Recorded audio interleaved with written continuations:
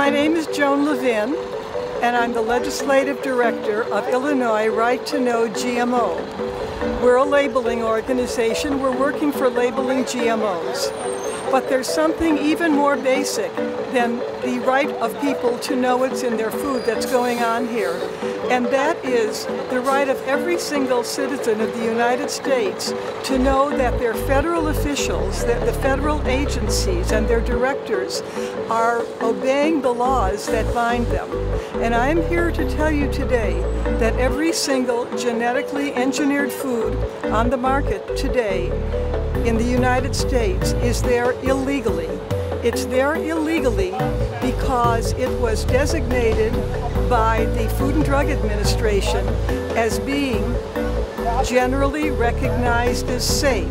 That the initials for that are GRAS, and that's what people mean when they say grass.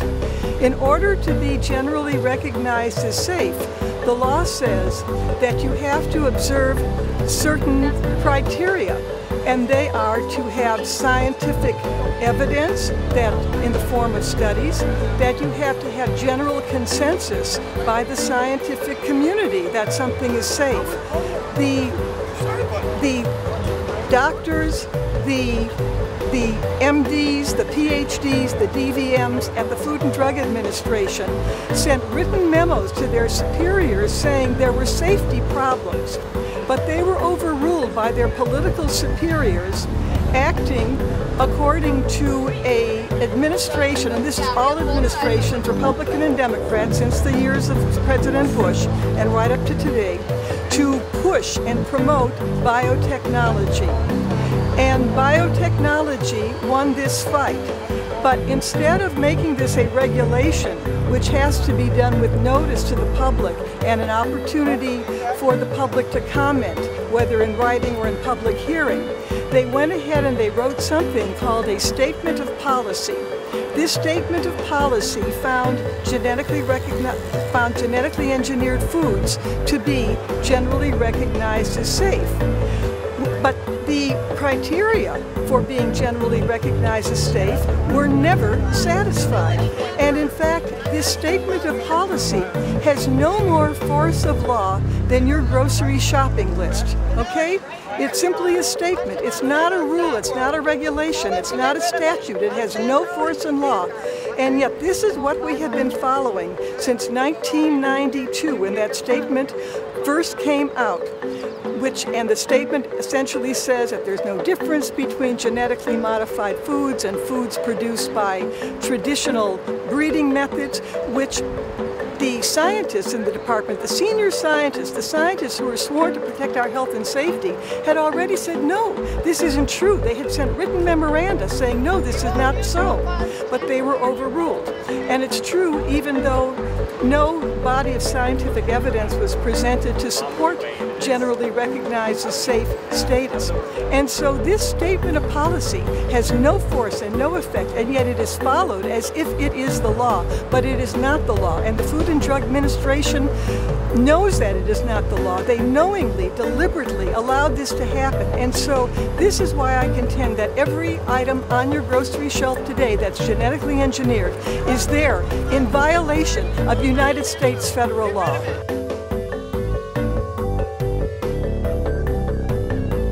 I come at it from a rather different point. Monsanto has been doing some things that I would say certainly are bad, but you know what? They have very smart lawyers working for them, and I think that they're being very careful to tread on the side of legality. You know, you can have your employee, such as happened 20 years ago, your highly placed lawyer wind up in a position at the Food and Drug Administration, make some decisions at the Food and Drug Administration that, okay, they look okay, but they really favor biotechnology. Then he goes back to work at Monsanto, and now he's back working for the Food and Drug Administration again. All of that is legal, but it's kind of on the edge. It's kind of on the edge. So where I really place the fault is in the hands of the federal government officials who knew what they were doing. They were sworn to protect us, and they didn't say, hey, you've got to obey the law. You've got to. So right now, what Monsanto is doing is technically illegal. illegal, but nobody's going to call them on it because everybody is going by that 1992 statement of policy. And I suppose that they could say now, well, we're just doing what the federal government suggested we could do in this kind of guidance, but it's not really the law. It's up, the person who could make the change right now would be the President of the United States.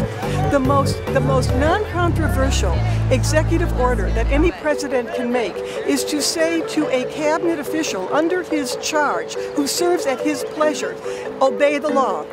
Follow the law as it is written. Don't go making up directives that aren't law and that allow companies like Monsanto to get away with murder.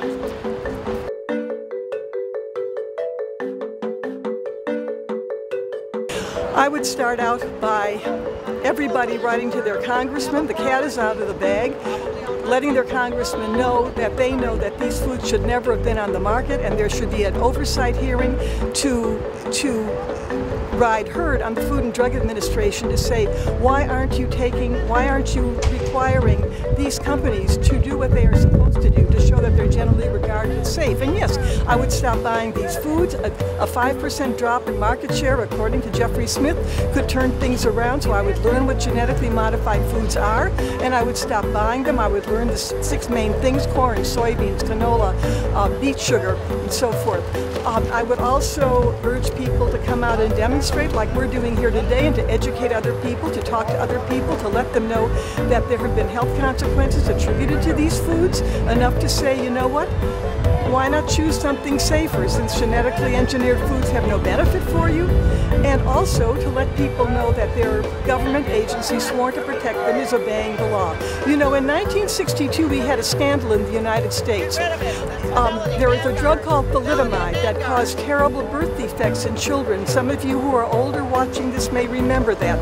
A very brave doctor at the Food and Drug Administration said she would not let it on the market. It was causing terrible birth defects in children all over Europe.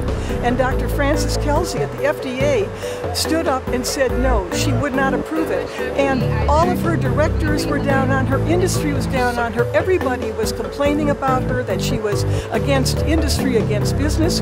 But you know what? She saved millions of children in the United States, and she received a presidential medal finally for her courage. And I'm asking the Food and Drug Administration, where is the Dr. Frances Kelsey in your agency today?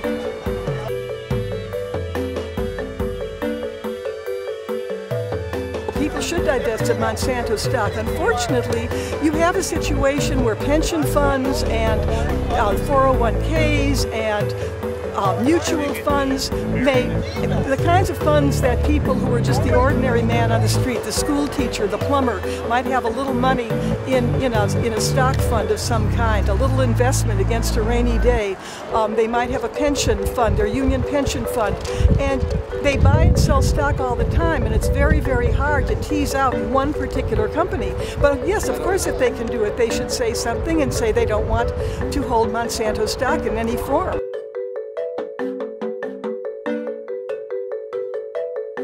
The Chicago Tribune printed a lead editorial where they very graciously acknowledged the people who protested against the 2016 Olympics being held in Chicago. Now, the Tribune acknowledged in its editorial that they were actually for the Olympics in Chicago, and since then they had seen how much financial difficulties this had caused to Russia and was going to cause in Rio. So my message to the Chicago Tribune is, I hope that when you realize how devastating genetic engineering is untrammeled, untested, unlabeled is going to be for the people of this country, that you will start to think twice about the editorials that you have written in praise of genetic engineering.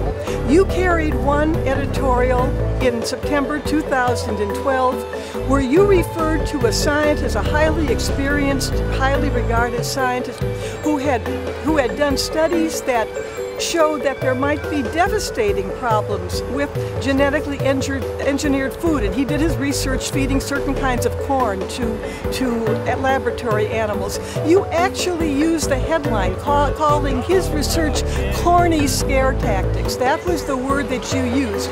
I hope you will apologize for smearing that scientist. I hope that you will appreciate what he has done to warn people, to let people know what is going on in this area that can affect their health potentially. More recently, you stood up for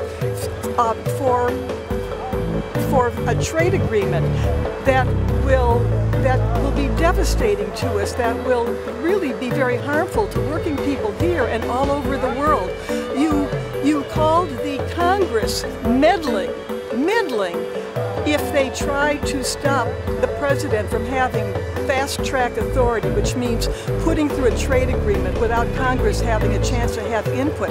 How can you call the Congress, which has as its constitutional duty the negotiation of trade agreements, how can you call that meddling?